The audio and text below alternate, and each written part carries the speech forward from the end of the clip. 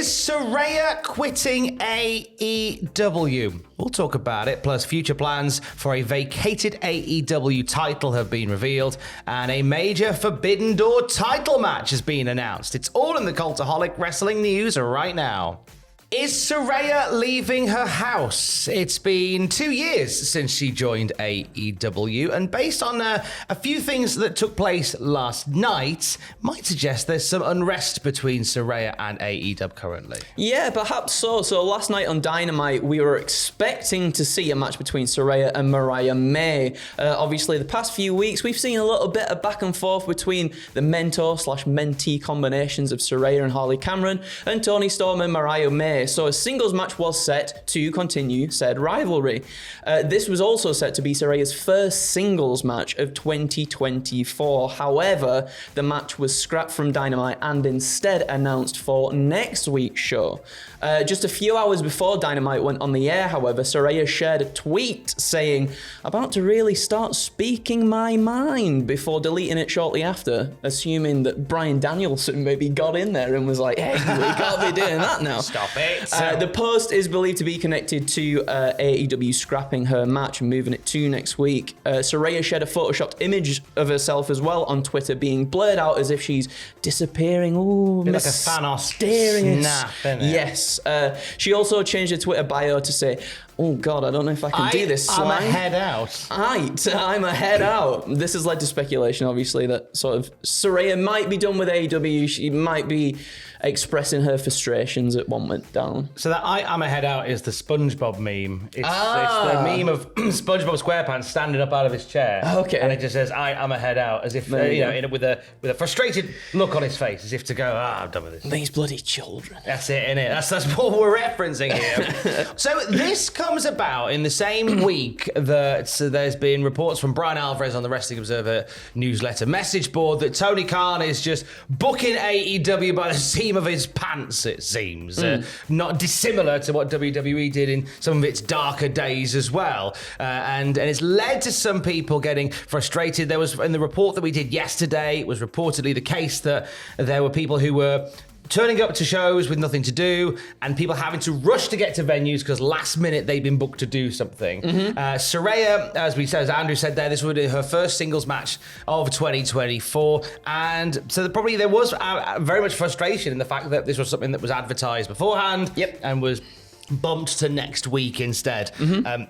We know that last night on AEW we got two surprise segments involving Mercedes Moné, in which we had a champion celebration, which I think we knew about the celebration actually. Yes. And then we had the Sky Blue attacking her, which led to an unexpected TBS title match later in the night. Yes. Speculation is the Saraya Mariah May match was bumped in favor of that, but it's surely not just a case of bumping a women's match for a women's match like for like. There has to be more in play here, regardless of what it was bumped for. Frustration that it was bumped altogether.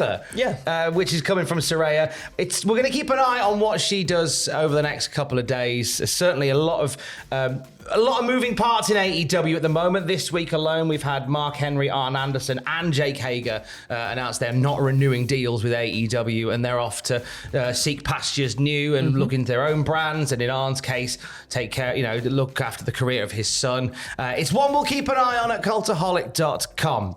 Last night, we also found out the very fate of the AEW TNT title.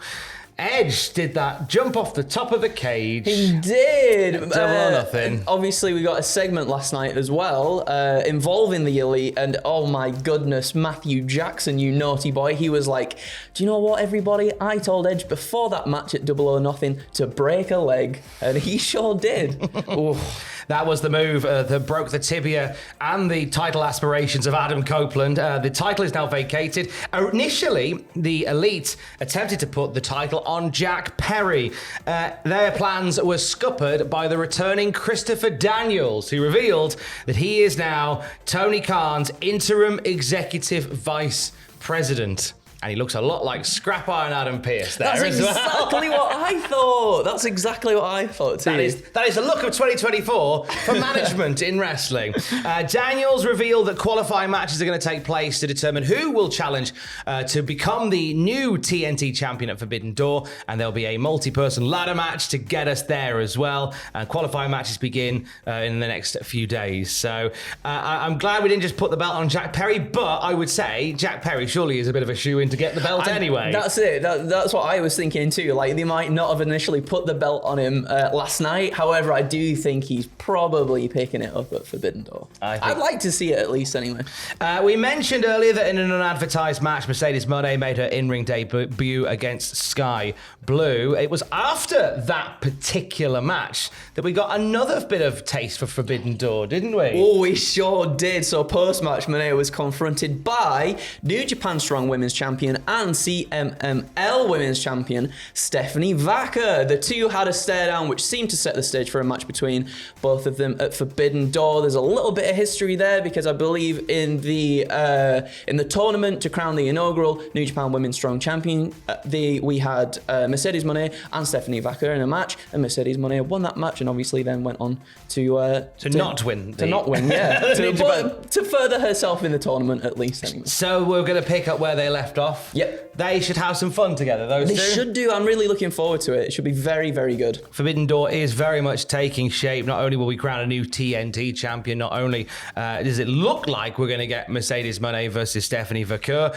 but we're getting a world title match already announced. The AEW World Champion Swerve Strickland will defend against the winner of last night's Forbidden Door Casino Gauntlet, Will Ospreay. Ooh. We're not wasting any time, are we? We aren't wasting any time. I thought there might have been a little tiny bit more of time, perhaps to make it to All In. I thought maybe that would where we would see it. However, I mean, to be fair though, I guess if shenanigans happen around the one at Forbidden Door, you could then push it to Wembley, maybe? I'm not sure. We could even see a best of three type situation. Oh, that's a great shout, actually. So the first one is at Forbidden Door, and then they can up the ante at Wembley. I think if you're going to put the title on Will Ospreay, which is part of the reason why I didn't think they'd give him the international title, yes. I thought they'd hold fire and give him the world title. If you're going to put the world title on Will Ospreay, if you're going to fast track him there, you got to do it at Wembley. He's got to win the belt at Wembley. Absolutely, yeah. So it was a big surprise. And as you said, I didn't really think we'd see it so soon after him winning the international championship. He's going to put all the belts on him. Tony Khan's favorite new toy is just going to get all the accessories. I can't wait. Give all the accessories to Will flipping Ospreay. Dun-dun-dun-dun-dun-dun-dun.